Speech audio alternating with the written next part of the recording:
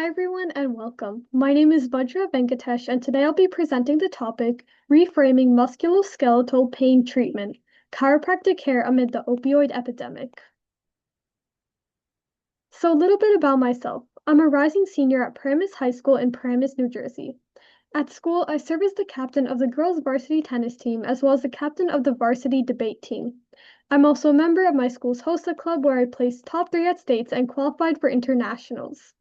Outside of school, I volunteer at a few different places. One of them is at the long-term care unit at my local hospital, where I help transport patients around the facility and engage residents in recreational activities. Overall, I'm passionate about public speaking and reforming public health policy. I'd like to begin by framing this topic within a broader public health context, the global opioid epidemic.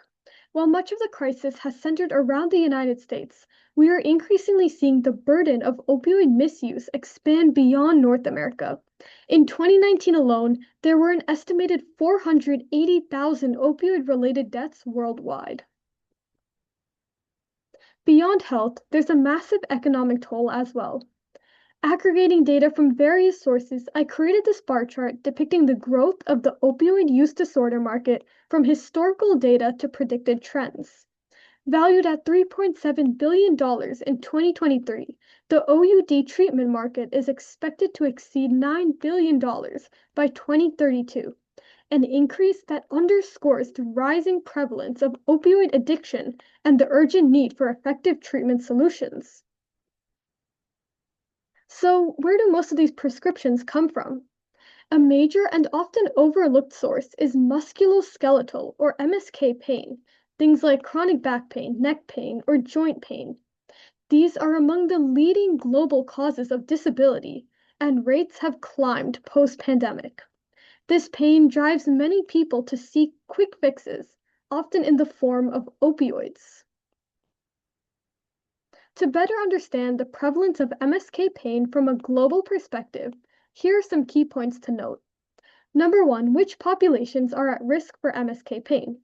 Well, all ages are affected by MSK pain under varying circumstances. Number 2, how many children are affected globally?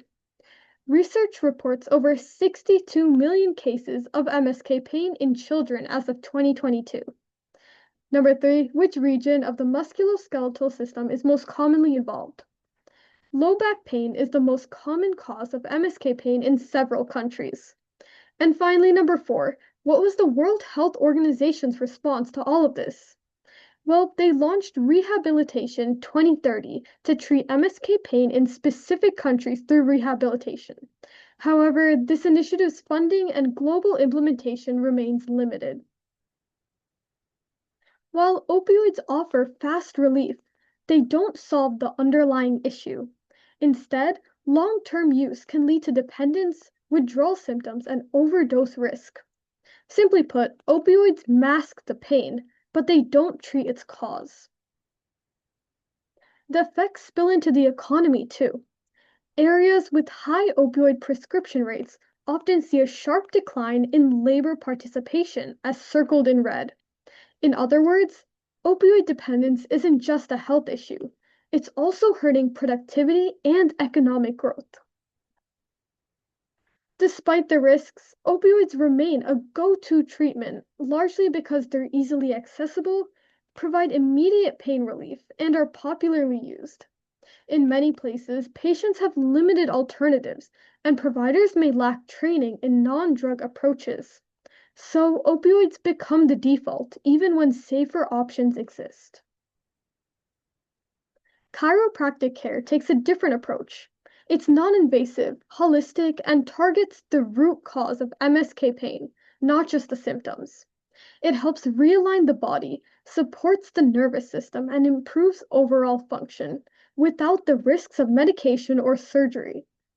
Over time, it can also prevent chronic issues, making it both effective and cost-efficient. Canada provides a compelling example of how chiropractic care can be integrated into broader pain management strategies to reduce opioid dependence. In 2020, Ontario launched the Opioid and Pain Relief Collaborative, helping chiropractors and primary care teams manage chronic MSK pain and reduce opioid use.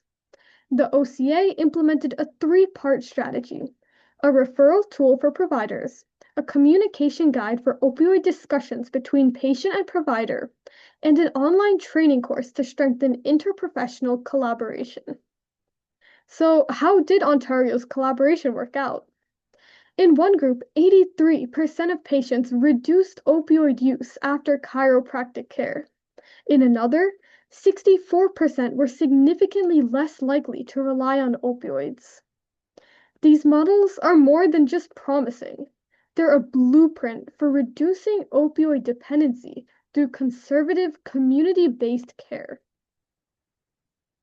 So, in summary, chiropractic care offers a safer, more sustainable alternative to opioids by addressing the root causes of musculoskeletal pain, giving the lasting social, economic, and health harms of opioid dependence and the global burden of MSK conditions. It's essential to consider the following global policy approaches. Firstly, make conservative care like chiropractic the first-line option, not the fallback.